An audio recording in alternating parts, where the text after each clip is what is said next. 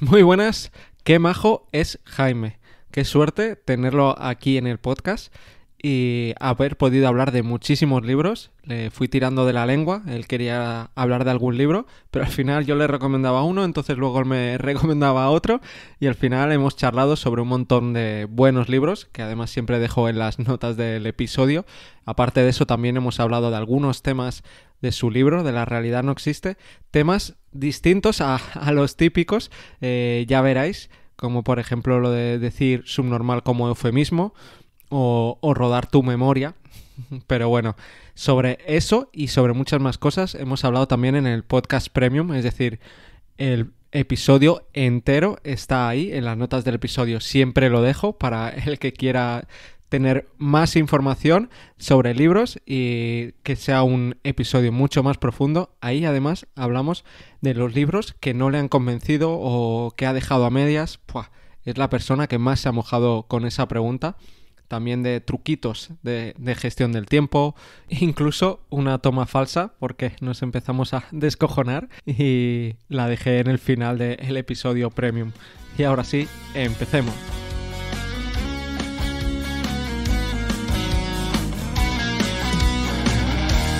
En algún lugar de un gran país. ¿Podrías presentarte para quien aún no te conozca? Aunque estás haciendo una ronda por los principales podcasts de España, los mejores podcasts, yo creo que ya todo el mundo te conoce, pero bueno. Soy muy pesado, sí.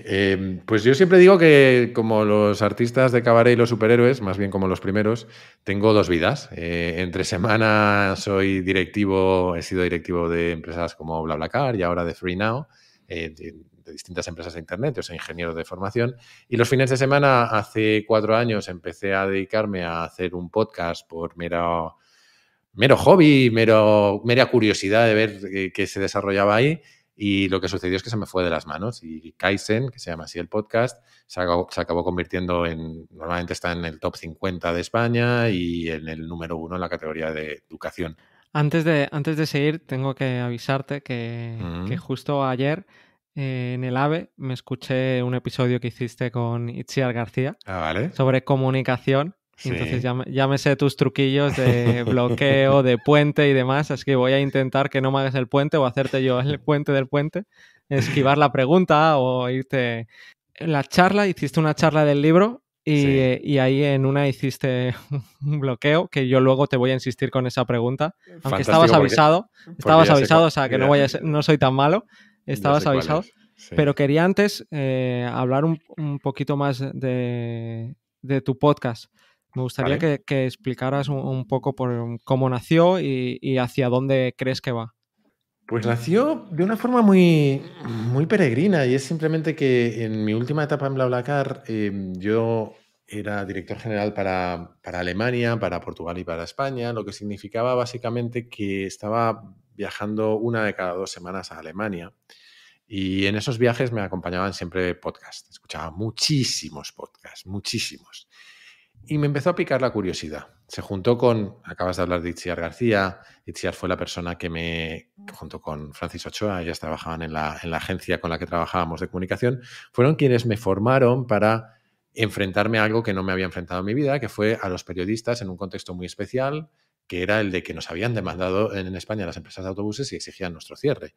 Lo cual me llevó a un montón de periódicos, sí, radios... Era famoso, sí. No sé, famoso no, era la televisión cada día.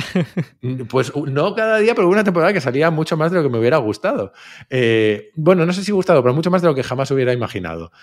Total, que ellas me formaron y si juntas esas dos piezas, lo que sucedió es que me di cuenta que me gustaba comunicar, que me gustaba explicar cosas, siempre he tenido una vocación un poco didáctica y que había una capacidad o una habilidad que no sabía si tenía, que era la de comunicar yo solo frente a un micrófono. Entonces dije, voy a probar. Lo otro que debería contar es que toda mi vida he tenido proyectos paralelos. Siempre he tenido proyectos paralelos a lo que fuera que hiciera. Casi siempre tecnológicos, porque como soy ingeniero me gustaba programar y tal, pero he tenido de todo. Desde en su momento programé una plataforma para generar followers para Twitter y mi perra, le creé una cuenta a mi perra y mi perra acabó teniendo 1000 followers en Twitter y chorradas de esas.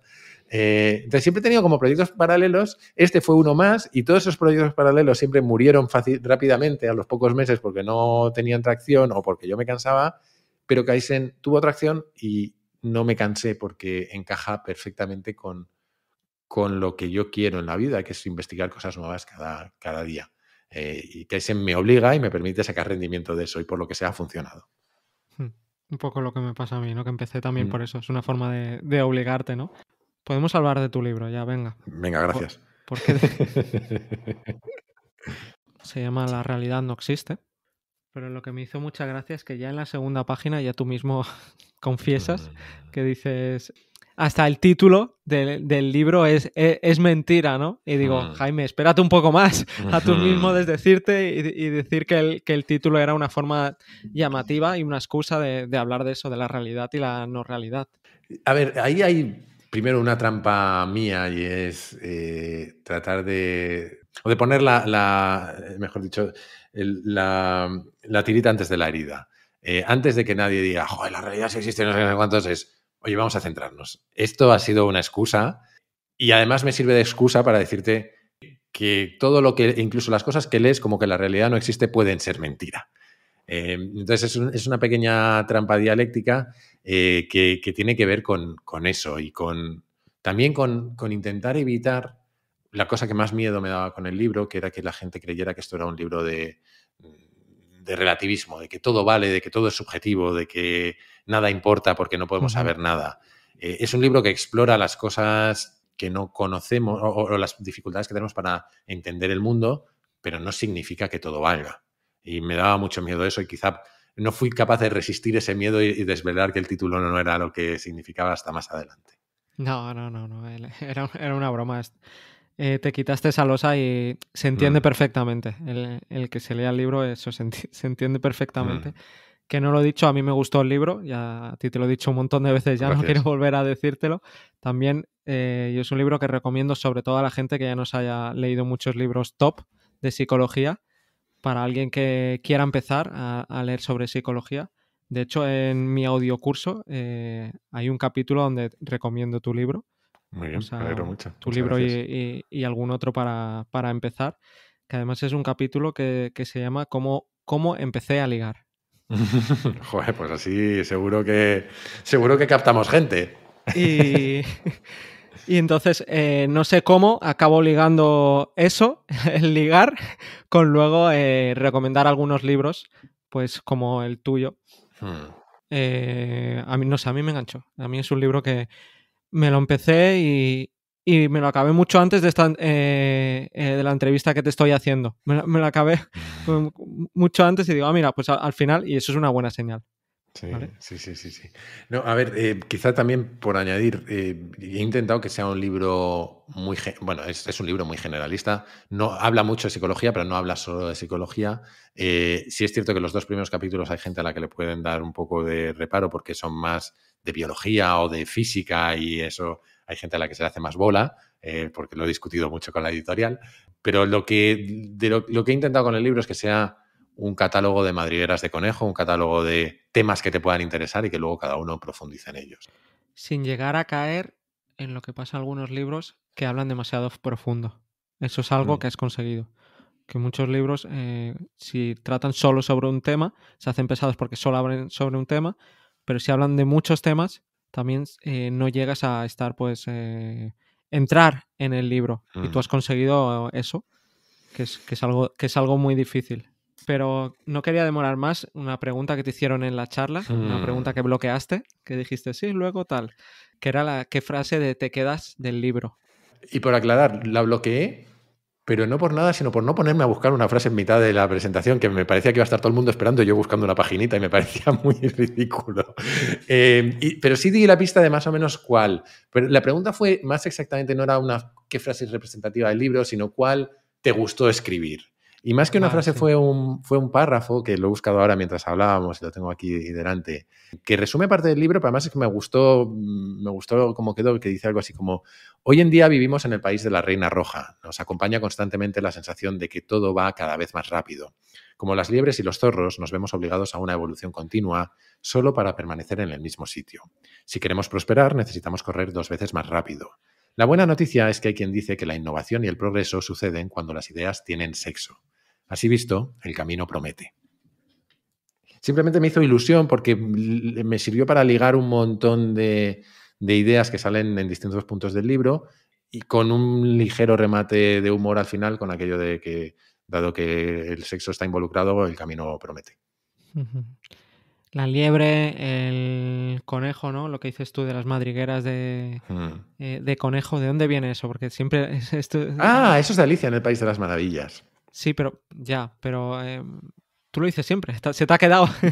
Bueno, es que es un anglicismo en realidad que yo he traducido. Los americanos hablan mucho de los rabbit holes, como esos, cuando tú te metes empiezas a aprender de algo y eso te lleva a otra cosa y a otra cosa y a otra cosa. También yo lo llamo ese círculo infernal de YouTube en el que empiezas en un vídeo y 7 horas después estás viendo a un chino haciendo chorradas. Un rabbit hole al final es tirar de un... ¿Cómo se dice esto? De una madeja, del hilo de una madeja, de un ovillo, que acabas desmadejando. Pues es eso. Sí. No, te lo decía porque Recuenco tiene factor X, tú tienes esto, cada uno tiene su...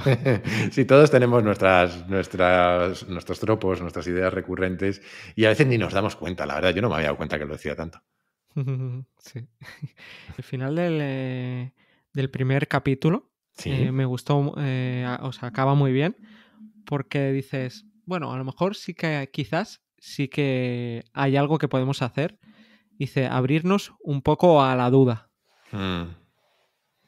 Es que al final es un libro que de lo que más habla es de las dudas. Hoy ponía alguien en Twitter una frase que no sé si la he dicho yo o si está en el libro, ya no me acuerdo, pero que me mencionaba, o sea, quiero decir, no sé si la he dicho de palabra o está explícitamente escrita en el libro, que es algo así como que me gusta vivir con la certeza, creo que es del último capítulo de Kaizen, que la certeza, me gusta vivir con la certeza de saber que todo lo que pienso puede estar equivocado o algo así.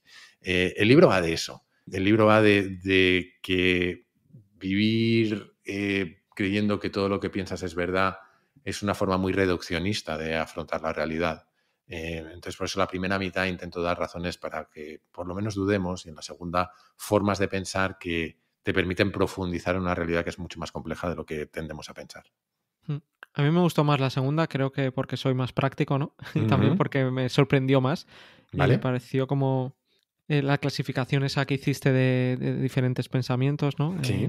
Pensamiento gris, de hecho ya ha entrado en mi diccionario, ¿no? El pensamiento gris, no blanco o negro. Pero hay una frase también que dice, la proximidad física predecía mejores lazos sociales que tener gustos o creencias similares. ¿No? Es un poco Eso sí, sesgo de disponibilidad. Sí, en cierta medida. Más que sesgo, sí, es sesgo de disponibilidad en el fondo. Esto viene de un estudio del primer estudio que hizo Festinger, que es el que acuñó la disonancia cognitiva, que le mandaron a estudiar cómo se distribuían los alumnos en los dorms, en las residencias americanas y las dinámicas que se generaban dentro de esos grupos de alumnos. Y se dio cuenta que, en el fondo, nos hacemos amigos al final de la gente que tenemos cerca, mucho más que simplemente porque la vemos muy a menudo. Y esa familiaridad tiene que ver con el sesgo de disponibilidad, pero también tiene que ver con la familiaridad, sí. Con familiaridad, con simplemente los hábitos y aquello a lo que estamos acostumbrados. Sí. También sobre esto, ¿no? Que dices que somos seres sociales, que el ser humano es el único que se ruboriza. No lo había pensado nunca, ¿no? Somos los únicos. ¿Cómo puede ser? Porque a ti mismo te delatas, ¿no? Te pones rojo y tú mismo, ¿no? ¿Cómo puede ser que la selección evolutiva no haya hecho que no nos ruboricemos, ¿no? Si es malo para el individuo. Es claro, es que ruborizarte es señalizar que, como mínimo, que estás incómodo, cuando no que has mentido. Pero por lo que sea, evolutivamente, dicho de otra manera, la evolución del ser humano ha favorecido la evolución del grupo casi más que la evolución del individuo muchas veces. O mejor dicho, la evolución del individuo se ha visto tan favorecida por la evolución del grupo que tenemos un montón de características que se derivan de que el grupo funcione bien. Otra que a mí me vuela la cabeza, que no era consciente de ella, es la cantidad de blanco que tenemos en los ojos los humanos comparado con otros primates. Lo dices en el libro, sí. Que eso sirve para que otros sepan dónde estamos mirando.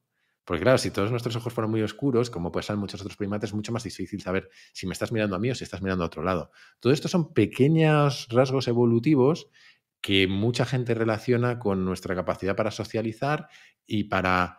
Todo esto en el libro lo cuento en el contexto del aprendizaje imitativo, de cómo el superpoder del ser humano no es solo nuestra capacidad intelectual, sino sobre todo la capacidad de enseñarnos y aprender los unos de otros.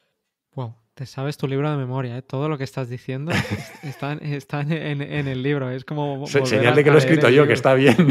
Sí, está clarísimo. Estás demostrando en todo el podcast que va, lo estás demostrando.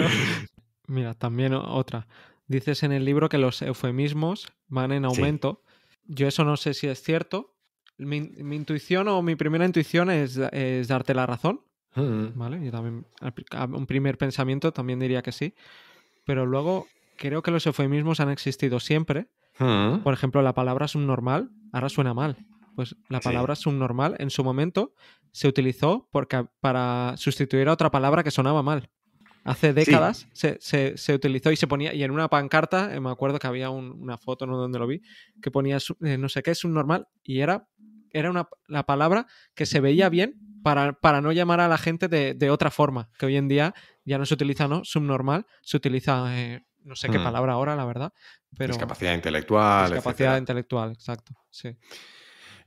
Sí, yo no sé si digo explícitamente que van en aumento, porque me ha gustado mucho tu reacción y es la misma que la mía. Yo no sé si es necesariamente cierto que van en aumento, pero lo encajo dentro de un epígrafe que se relaciona con algo de lo que hablé en el podcast también, que es la importancia de hablar bien para pensar bien o para pensar mejor. Y es que suceden varias cosas últimamente. Primero, no solo es que utilicemos muchos eufemismos, sino que el posmodernismo nos ha llevado a inventarnos palabras y explicaciones súper técnicas y súper extrañas para cosas que luego se pueden explicar con dos palabras. Y me molesta mucho eso.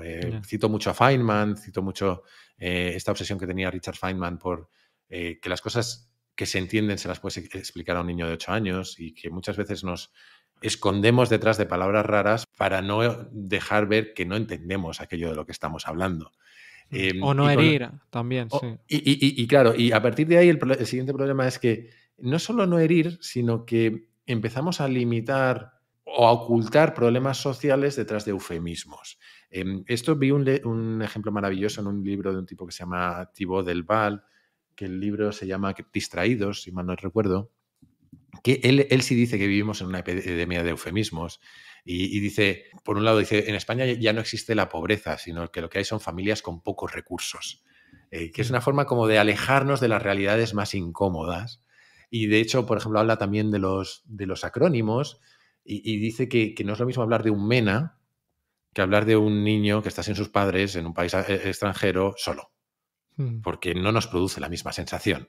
Y de hecho, ya por rematar, a quien le guste el humor, hay un monólogo maravilloso de George Carlin, un humorista que ya falleció, americano, que de hecho vinculó en el libro, que habla de cómo hemos ido evolucionando la terminología para aquello que ahora llamamos síndrome de estrés postraumático o directamente por las siglas, en inglés PTSD, y que antes lo llamábamos algo así como shell shock, que es como shock de guerra o algo así. Y cómo nos hemos ido convirtiendo en algo cada vez más aséptico y menos fácil de identificar, como para no tenernos que enfrentar a las realidades incómodas. En ese sentido estoy de acuerdo contigo, de que se ha ido a la exageración, ¿no? O se ha ido a un límite que... Sí, de hecho yo pongo un ejemplo oído en la política española, no digo de quién, que se hablaba de diplomacia de precisión. ¿Qué leches es eso? ¿Qué me estás vendiendo? Y me da igual el partido político. Todos los políticos usan expresiones que parecen rimbombantes para cosas que o no existen o son mucho más sencillas. Sí.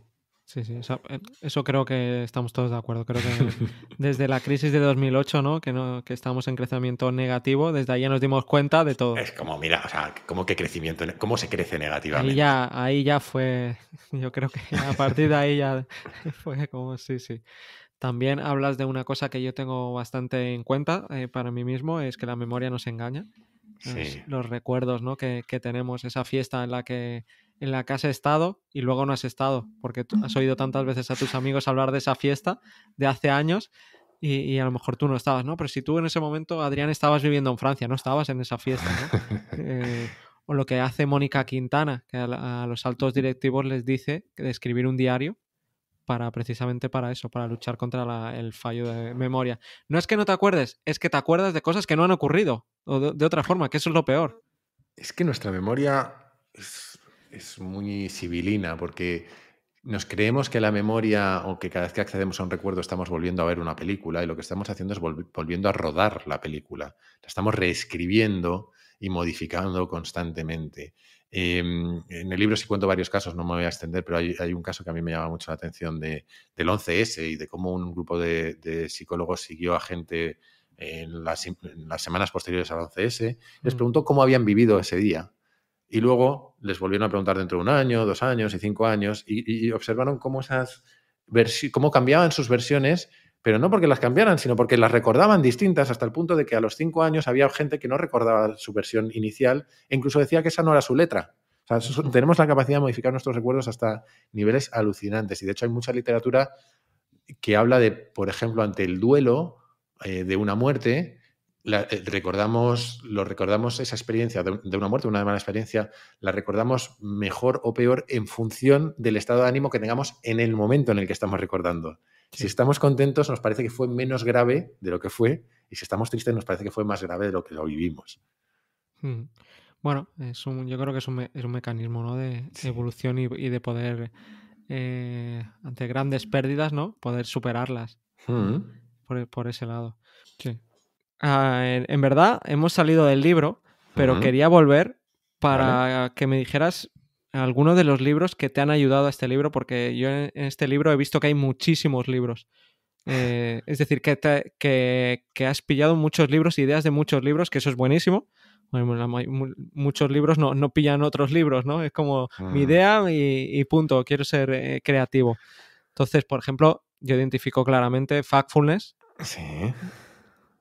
Este es un libro de libros, entonces te podría estar diciendo libros hasta mañana, pero por no aburrir al personal. Esto es un podcast de libros, Jaime, o sea, no aburres al personal. Bueno, no, créeme, hay como 15 libros por capítulo.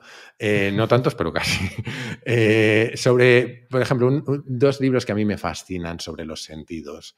Uno es, creo que están solo en inglés estos 2, Through the Language Glass, de Guy Deutscher, que habla de cómo el idioma que hablamos modifica nuestra percepción de la realidad. Y otro que es Musical Illusions and Phantom Sounds, de una mujer que se llama Diana Deutsch, que habla de las ilusiones auditivas y también de cómo somos capaces de imaginar música y de crear orquestas enteras en nuestro cerebro, que es una cosa alucinante. Luego, para toda la parte de psicología, cualquiera de los libros de Ramón Nogueras es una forma perfecta de empezar. Por ejemplo, ¿Por qué creemos en mierdas? Es una forma maravillosa de adentrarse en la psicología porque es muy divulgativo y muy didáctico. Y por no extenderme mucho más, voy a decir uno fácil y uno difícil de leer. Uno fácil es El mapa de las culturas, de Erin Meyer, que habla de cómo la cultura en la que nacemos, si somos españoles, americanos, chinos, etcétera, nos influye a la hora de relacionarnos con otros, sobre todo en el mundo de los negocios. Y uno difícil de leer, pero que salpica muchos de los capítulos del podcast. Bueno, son 2 en realidad, son los libros de David Deutsch, El principio del infinito y El tejido de la realidad, creo que lo llamaron en castellano, The Fabric of Reality. Ahí dejo unos pocos, hay unos cuantos más. Sí, unos cuantos, muchos más. Pensar rápido, pensar despacio, Los peligros de la moralidad. También. Varios libros, además, que hemos tratado aquí. Ha sido como... Y tú hablas en tu podcast y es como, wow, tenemos un montón de libros en común, por cierto, favoritos. perdona, tú mencionabas antes, y este es un libro que le va a gustar mucho a mucha gente, creo. Mencionabas El pensamiento gris. Hay un libro fantástico de Kevin Dutton que se llama Black and White Thinking. Creo, sí. De nuevo, lo siento que no está en castellano, que es muy buen libro a la hora de pensar la importancia de los matices en un mundo que cada vez está más polarizado. Sobre lo de si está más polarizado o no el mundo, también tengo la duda ahí. El otro día, hablando con Sergio Parra, me sembró la duda de si está realmente polarizado o no. Es de nuevo otro tema que Pues te voy a recomendar otro libro. Vale. El último de Tim Urban, What's Our Problem. Él habla mucho de Estados Unidos, pero yo creo que mucho de lo que... De hecho, tengo un capítulo de Kaizen ahí a medio preparado sobre el tema, pero mucho de lo que cuenta ahí creo que se refleja en otras sociedades. Vale, lo anoto porque ya eres la segunda persona que me lo dice. Perdón. Y el último, ahora sí que lo prometo. No. Porque es fundamental en el libro y en todo, es David Foster Wallace, Esto es agua, This is Water, que es un discurso que dio Foster Wallace, que simplemente que la gente lo busque en YouTube si no se lo quiere leer, da igual, dura 20 minutos escucharlo, sí. Y es una pasada. Quería preguntarte también, aparte de libros que te hayan inspirado para tu libro, libros favoritos, ya sean ensayos, más ensayos que digas, uy, o también novelas. O sea, quiero que hables también de novelas. Novelas, hay un montón de cosas que me han gustado. Desde las más obvias, como El Señor de los Anillos, que me lo leí compulsivamente con 15 años, en 3 días me leí todo, que casi me da un jamacuco. O cómics que he leído como Sandman. Sandman es una maravilla. O Mouse, que es completamente distinto. Yo soy me gusta mucho la ciencia ficción. Entonces voy a recomendar una cosa muy obvia que es Fundación de Asimov. O muy de moda últimamente Dune de Herbert. Sí. Pero también voy a recomendar uno que es The Story of Your Life de Ted Chiang, que es donde está sacado el argumento de una película maravillosa que se llama La Llegada o Arrival, que es una película de ciencia ficción reciente que es muy, muy, muy buena. Stories of Your Life and Other Stories, o algo así en castellano, La historia de tu vida, de Ted Chiang. Muy recomendable. Pues me voy a dejar una más de ciencia ficción porque es un clásico que no se lee lo suficiente, que es El increíble hombre menguante. Y todos hemos oído hablar de ese libro, tenemos una imagen en la cabeza, alguien habrá visto la película. Yo me lo leí hace no mucho. Está muy, muy bien escrito, porque no solo te habla de la historia de un tío que se hace cada vez más pequeño, sino de cómo se apoca como persona, cómo cada vez se siente menos hombre con su mujer, cómo pasan... Está muy bien escrito. También quería preguntarte sobre qué libro es el que más has regalado. Pues seguramente porque es sobre lo que no sé por qué mucha gente me pregunta cómo invertir su dinero, etcétera y tal. Creo que el que más he regalado es... ¿Padre rico, padre pobre? No, aunque se lo he recomendado mucho para gente joven, creo que es una lectura... A mí me tocó ese libro, ¿eh? Y luego en sí no es... Ahora que no se escucha nadie y lo tengo que confesar a mí también, pero sí. No, yo ese libro lo defiendo como un sacude conciencia financiera. Si no tienes ni idea de qué estás haciendo con tus finanzas, leerte ese libro te va a dar una leche. No, iba a decir Un paseo aleatorio por Wall Street. Creo que es un libro muy bueno para tener una perspectiva amplia de las distintas opciones de inversión y posiblemente para acabar decidiendo utilizar fondos indexados, que es mi consejo para casi todo el mundo siempre. Vale, pues muchísimas gracias, Jaime, por haber venido al podcast. O sea, has sido súper cercano, a todos me has dicho que sí. O sea, es un gusto y más alguien tan ocupado como tú, que seas tan cercano y tan accesible. No sé, yo he alucinado. Bueno, no sé, es que no veo motivo para no serlo. Quiero decir, somos gente, yo soy un tío normal y tú también, no hay mucho más que el tiempo, pensar. Por ejemplo. Bueno, pero yo creo que tratar bien a la gente siempre compensa. Acaba volviendo... No creo en el karma, pero creo que es una forma de generar buena suerte. Yo pienso igual, ¿no? Genial.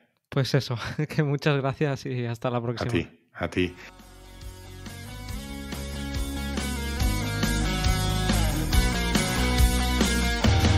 Tratar bien a la gente siempre compensa. Mentalidad a largo plazo y ser buena persona. Es clave. Estoy muy de acuerdo con Jaime. Quería simplemente hacer redundancias sobre ello. Y ya sabes que en las notas del episodio está tanto el podcast premium, donde ahí la entrevista dura casi 1 hora, si mal no recuerdo, y también el audiocurso de Leed Cabrones, que ahí hay un montón de trucos para leer más. También una lista buenísima sobre libros que leer según el nivel y algunas anécdotas pues como esa, como la de cómo empecé a ligar, que aún no sé cómo me atreví a contarlo. Hasta la próxima.